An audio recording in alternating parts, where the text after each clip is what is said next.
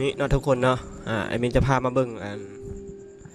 ประกอบแบตนี่เนาะวิธีประกอบแบตนี่ขั้วลบนั่นขั้วบวกเนาะสีแดงมันขั้วบวกสีขาวมันขั้วลบนี่มีอันแดงๆขาวๆดอกเนาะ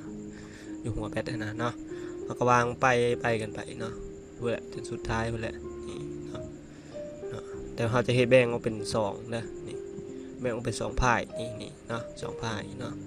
เพราะว่ามันนักเนาะมันขนส่งลำบากเนาะเราก็เลยแบ่งออกเป็น2พายเนาะทุกคนเนาะโอเคเนาะละไอ้มินจะมาร์กไว้เนาะละไปฮอดไอ้มินให้อันนี้เด้อให้ทุกคนนะเอาอันตอนเนี่ยนะมาเบิ่งในเบิ่งขวบในเบิ่งขวบเนี่ยเบิ่งขวบนะมันต้องเป็นบวกอยู่นี่แล้วเป็นลบอยู่นี่นะทุกคนเนาะแต่ว่านี่มันมีเครื่องหมายเนาะเบิ่งเครื่องหมายแล้วนี่นะเนาะง่ายดีเนาะทุกคนเนาะคำมันต่อใส่เนาะต่อใส่นี่แล้วก็เอาน็อตมาหั่นเนาะหั่นเนาะทุกคนมัน12โวลต์เนาะทุกคนเนาะอยู่จุดนี้เนาะถ้าเขาบอลต่อนี่ใส่กันเนาะมันจะเป็น24เนาะมันจะเป็น12เนาะก็คือแบ่งออก12เนาะแล้วมันต่อมันเป็น24เนาะ8ก้อนจะเป็น24เนาะ4ก้อนจะเป็น12เนาะทุกคนนี่นะนี่นะหั่นเรียบร้อยซะเนาะหั่นเรียบร้อยแล้ว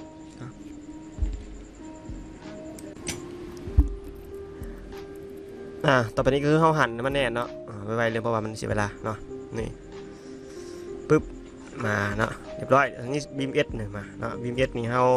สายมันกับสายบาลานเนาะเขาต่อเข้ากันแล้วเนาะมีแต่ไปต่อตามเอสเนาะเดี๋ยวอันนี้บีมเอสอันนี้มันสายบีลบก็คือสายแบตขั้วลบเด้อบีลบเด้อเครื่องหมายบีลบคือสายแบตขั้วลบเนาะทั้ง3สายเลยมันเป็นสายเดียวกันนั่นแหละแต่ว่ามันเฮ็ดให้ไฟมันเข้าไวเนาะมันก็เลยเฮ็ด3หูเนาะเพราะว่ายันไฟแลนบ่ทันนะเนาะยันบอดฮ้อนนะมันก็เลยเฮ็ด3หูให้เนาะทางนี้ก็ทางออกเด้อทางนี้เด้อพีนี่มันทางซากและทางซ้ายเด้อทางพีเด้อลบคือกันเด้อบ่แม่นขั้วบวกเด้เนาะขั้วลบเด้อขั้วลบเด้อย้ำเด้อทั้ง2เบื้องนี่ลบเบิดเนาะแต่มันเบื้องออกอันนี้เบื้องเข้าเนาะทุกคนเนาะอันนี้บาลานซ์ทางหลังมันนี่เด้อนี่บาลานซ์มีบาลานซ์ทางหลังเขาติดไปเด้อเนาะนี่สายมันนี่เขาต่อใส่กันแล้วเนาะให้มีแต่อันสายบีลบซีลบบวกมันนี่เนาะสายบาลานซ์สายสายจะไปเสียบเข้าแต่ละเอสนะแล้วทุกคนเนาะมันเอสหนึ่งบีลบแล้วมันเริ่มจากบีลบไปดอกเนาะอันนี้บาลานซ์เด้อทุกคนบาลานซ์ตัวนี้มันจะช่วยให้บาลานซ์ไฟเนาะให้แบตมันเท่ากันแต่ละเซลล์ตลอดเนาะบ่ให้มันขาดสมดุลซะช่วยปรับสมดุลเนาะเพิ่มความทนทานของแบตนี่นะขึ้นเนาะใช้งานได้เต็มประสิทธิภาพซะบ่ให้มีตัวใดไพ่อ่อนแล้วบ่ให้มีตัวใดไพ่แก่เนาะมันจะปรับสมดุลอยู่ตลอดเนาะสมดุลของเนาะบาลานซ์แอคทีฟบาลานซ์หรือว่าสมดุลแหละเนาะภาษาลาวคือสมดุลเนาะนี่เนาะสายมันเนาะมีได้ต่อพ่วงเข้ากันแล้วเนาะ S1 ของบาลานซ์ก็เท่ากับ S1 ของบีม S เนี่ยเนาะต่อเขาแล้วเนาะไม่ต้องขึ้นยากเนาะอันนี้เนาะถอดออกมาเนาะมือใหม่เนาะถอดออกมาดีกว่าเนาะถอดออกมาเนาะเดี๋ยวมันจะมีเนาะอันนี้เห็นปะบีบวกเนาะบางนี้บีลบเนาะคือไล่จะลบเนาะขั้นเขาบดถอดเนาะเขาต้องเขาต่ออยู่เนาะเขาก็ต้องต่อไล่แต่บีลบมาเนาะอย่าต่อพิษเนาะต่อพิษมันก็บอดสอดเนาะนี่บาลานซ์มันสอดง่ายเนาะแต่ว่าบีมเอสนี่บ่ค่อยสอดเนาะแต่ว่ามันมีตัวตัดอยู่แต่ว่ามันบางเถื่อก็สอดได้เนาะอย่าประมาทเนาะถอดออกมาก่อนเนาะถอดออกมาก่อนแล้วมือใหม่เนาะถอดออกมาก่อนแล้วลองเทียบเบิ่งเนาะนี่ของอันนี้เนาะนี่ของอันนี้เนาะให้เข้าใจเนาะนี่เนาะหูเสียบมันอย่างมันเนาะให้เข้าใจเนาะเพื่อว่าให้เสียบพิษทางเนาะพิษทางกระสอดคือกันเนาะบาลานซ์เนี่ยตัวบาลานซ์นี่เนาะสำคัญเพราะมันแอคทีฟอยู่ตลอดเนาะคือมันเปิดอยู่ตลอดแหละเนาะแล้วมัน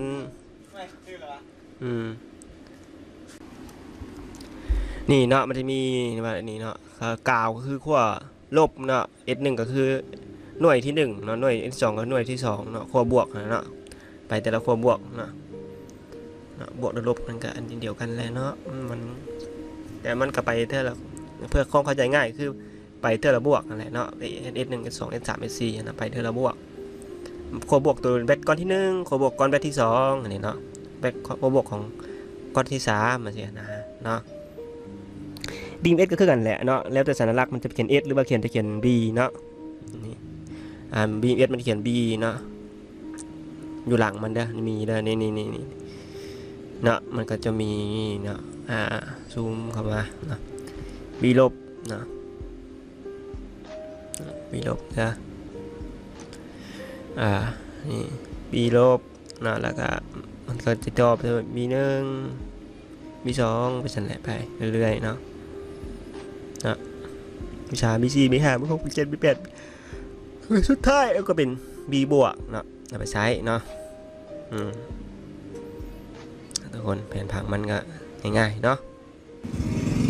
อันนี้เป็นภาพหลัง BMS มันแผนผังมันเด้อมันอยู่แบตแต่เนี่ยเด้อมันบ่แม่นอยู่ BMS เด้ออยู่แบตพุ่นนะเนาะแต่ว่ามันเขียนอยู่ใบอยู่นี่เฮาเบิ่งซื้อเนาะ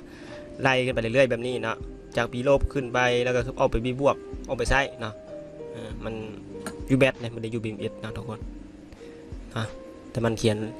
ไว้อยู่แผนผังอยู่นี่ซื่อๆเนาะอย่าเข้าใจในนั้นเนาะว่านี่เนาะอันนี้ก็คือ B ลบเนาะนี่เด้อเนาะเขาก็จะเอาไปคล้องใส่ขั้วลบของแบตเลยนะแปลงเด้อแปลงนะแปลงสายมันเข้ากันนี่นะเนาะหูมันนี่นะเนาะนี่มันมันจะแข็งๆนิดนึงเนาะนี่ครับนะนี่การทำมันเข้ากันเนาะทุกคน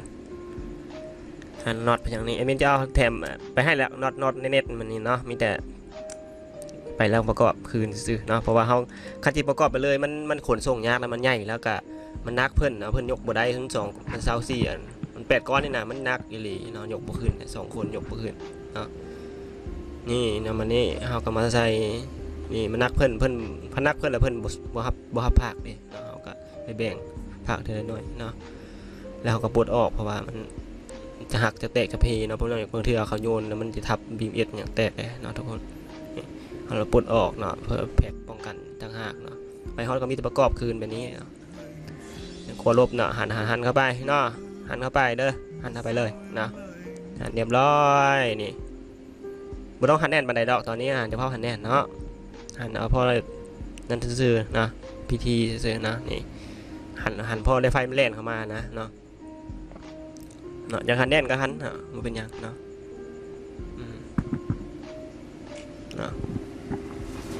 เรียบร้อยเอากล้องมาตั้งนี่ก่อนเนาะมันจะต่อสายให้เบิ่งเด้อวันนี้เด้อวิธีการต่อสายเด้อทุกคนนะนี่นะเนาะง่ายๆนะต่อสายก็ง่ายๆนะทุกคนนี่นำหาเนาะสีดำก็เลยเนาะสีดำทำอิฐเด้อมันเป็นสีดำอยู่กลางอย่างบ่เอาเด้เนาะสีดำทำอิฐแหละเป็นบีลบเนาะเขาเป็นบีลบนะสีดำทำอิฐนะเนาะซอกจนมันเห็นมาแล้วสีดำตัวเส้นที่1เนาะบ่แม่นเส้นอยู่กลางอย่างบ่เอานั่นเนาะเอาเส้นที่1เด้อเนาะสีดำเส้นที่1แม่นเป็นภาคบีลบเด้อทุกคนสิเบิ่งหัวตัวใดก็ได้เนาะเพราะว่าเฮาต่อควงใส่กันเนาะนำเบิ่งอันหัวเดียวก็ได้เนาะเพราะว่ามัน2หัวอยู่เนาะแต่มันบ่สำคัญเนาะนำเบิ่งหัวเดียวเพราะว่าเฮาต่อควงกันสุดท้ายมันก็ต้องไปควงกันอยู่เนี่ยอยู่ลุมอยู่แล้วเนาะมันจะนำเบิ่งเขาจะเอาตัวนี้กับนำเบิ่งตัวนี้เขาจะเอาตัวนั้นกับนำเบิ่งตัวนั้นเนาะมันเป็นหัวหนึ่งของ BS หัวหนึ่งเป็นของบาลานเนาะนี่เนาะมันก็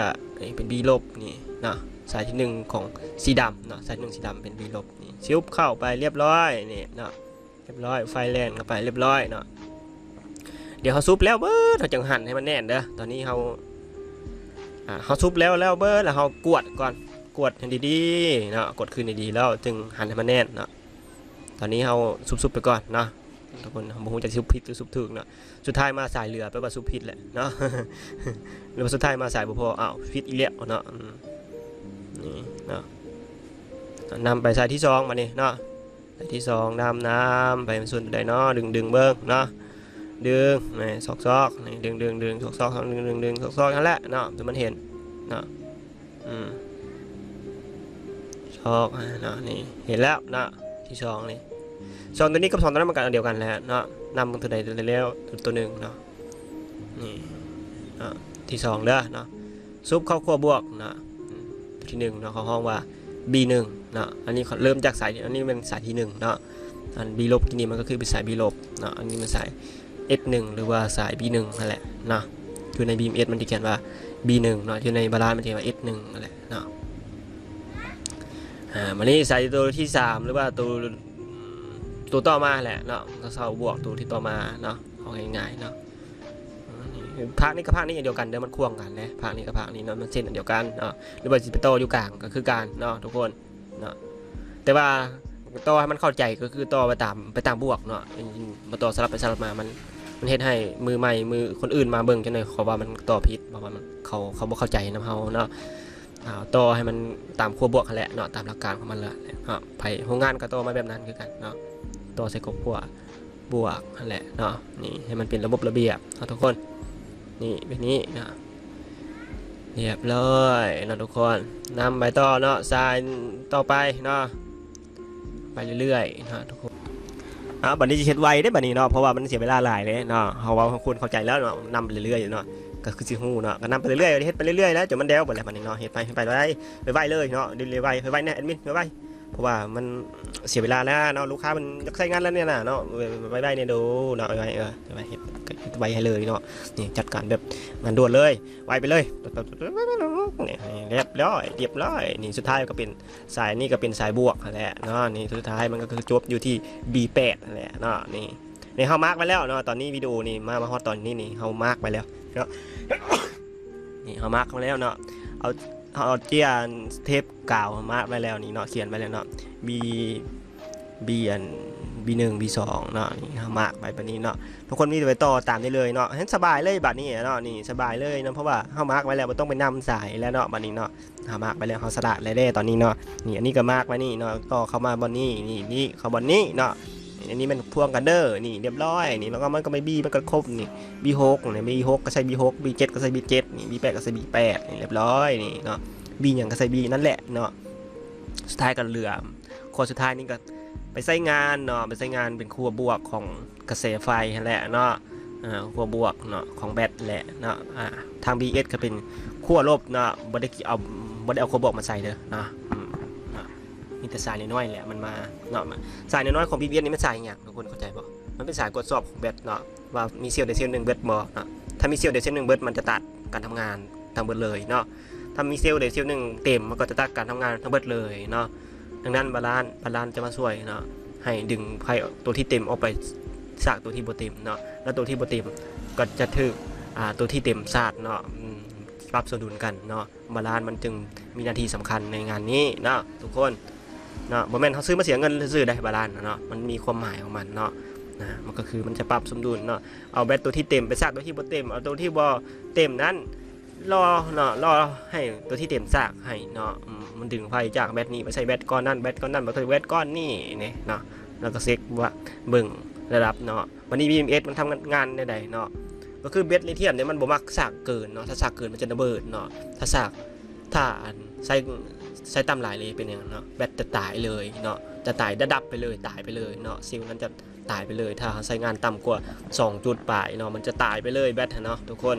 ดังนั้น BMS มันจะสำคัญเนาะพายักต่อตรงไปใช้กับต่อเนาะแต่ว่าไอมินส่วนหลายแล้วคันถามมาต่อตรงไปใช้แล้วไอมินบ่ขายให้เนาะเพราะว่าจะหน่อยแบตตายแล้วสิว่าแบตเฮาบ่ดีเนาะถ้าต่อผ่าน BMS ไอมินจะขายให้เนาะเพราะว่าพวกที่ลิ้นเครื่องเสียงมันใช้กระแสสูงแล้วมันบ่อยากใช้ BMS เนาะเพราะว่า BMS ตัวใหญ่นะมันแพงเด้เนาะมันแพงกระแสแอมป์สูงแล้วมันแพงเนาะบ่คือ10แอมป์20แอมป์นั้นมันถูกเด้เนาะแต่นี่มันแพงเด้มันแพงเพิ่นบ่อยากซื้อเนาะเพิ่นอยากใช้แบตตรงๆเลยเนาะเพิ่นยังบ่ฮู้เนาะว่ามันตายเป็นเนาะแบตลิเธียมเนาะถ้ามันตายก็คือตายเลยนะทุกคนเนาะถ้าเฮาฟื้นฟูบ่ขึ้นแล้วแสดงว่ามันตายเนาะง่ายๆแหละเนาะถ้าซากอะไรมันก็บ่เข้าแล้วมันก็คือมันตายแล้วเนาะเพราะว่าถ้าเซลล์มัน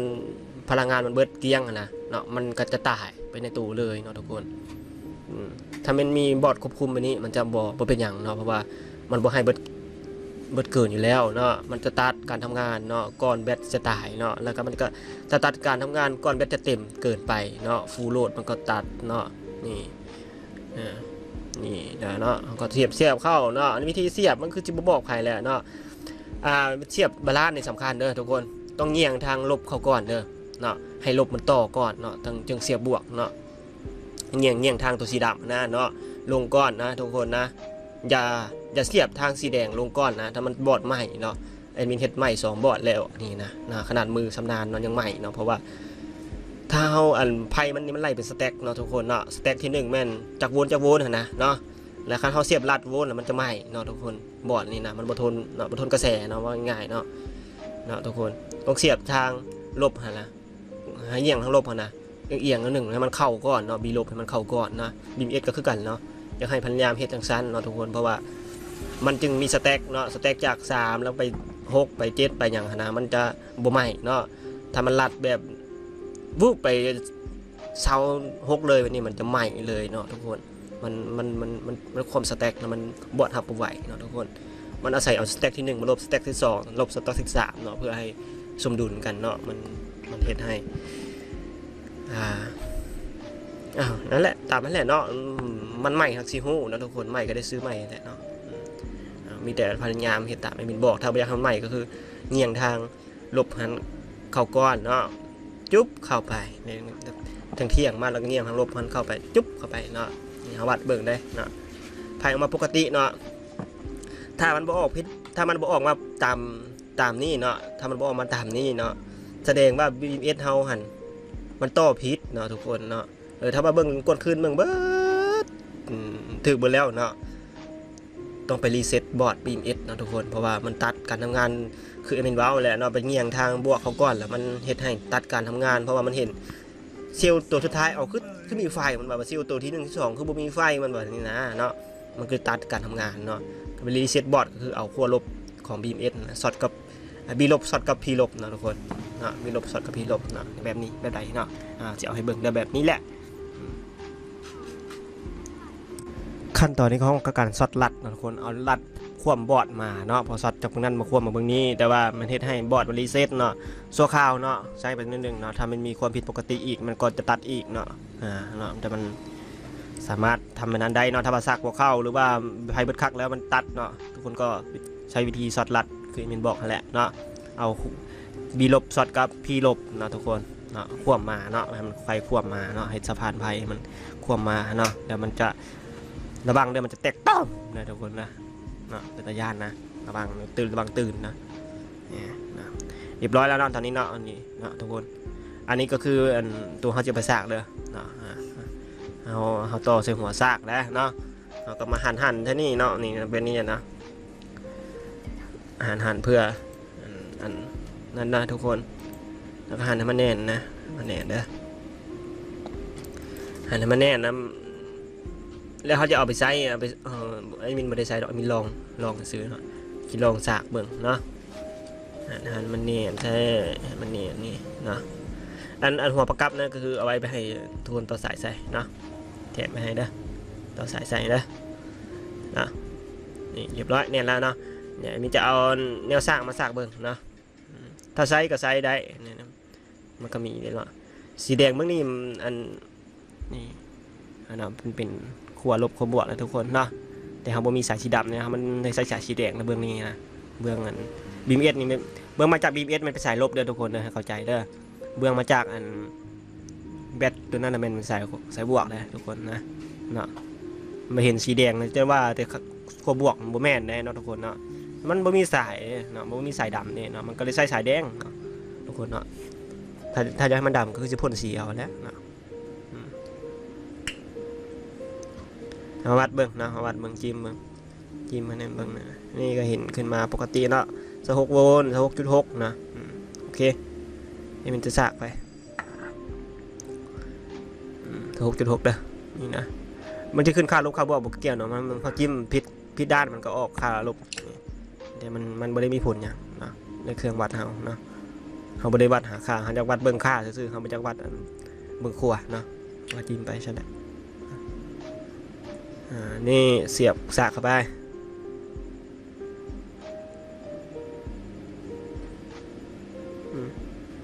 นะสีเขียวขึ้นนะไปมานี่วางไว้วันนี้เขากะโอ้20 นาทีแล้วนะวันนี้เขากะมาเสียบเข้าปลั๊กเสียบนะทุกคนให้เบิ่งเพราะตอนนี้กดไลค์ให้เลยเนาะเพราะว่าเขาก็เฮ็ดตั้งใจเฮ็ดคลิปมาเนาะก็หลายมื้อหลายบ้านเติบเนาะเพื่อจะตัดต่อแล้วเนาะนี่มันก็ให้เบิ่งก็เฮานี่ก็กดไลค์ให้แน่นะโอเคถ้าถูกใจนี่ก็กดไลค์ไป เนาะเพื่อเป็นกำลังใจให้นี่นะมันไผ่หุ่งมันกำลังบาลานซ์เนาะคันไผ่หุ่งสีแดงนี่มันกำลังบาลานซ์เซลล์นะทุกคนนี่นะกำลังบาลานซ์เซลล์อยู่นะไผ่สีแดงอันนี้เด้อมานี่นี่สายกระต่อเรียบร้อยเนาะเซ็กคืนเบิ่งความเรียบร้อยของเราเนาะแล้วเก็บซอกเก็บสายฮะเก็บเอาเด้อวิธีไปจะเก็บในใดต่อไปทางใดมันงามมันเฮ็ดจังไดเฮ็ดได้ไปเด้อ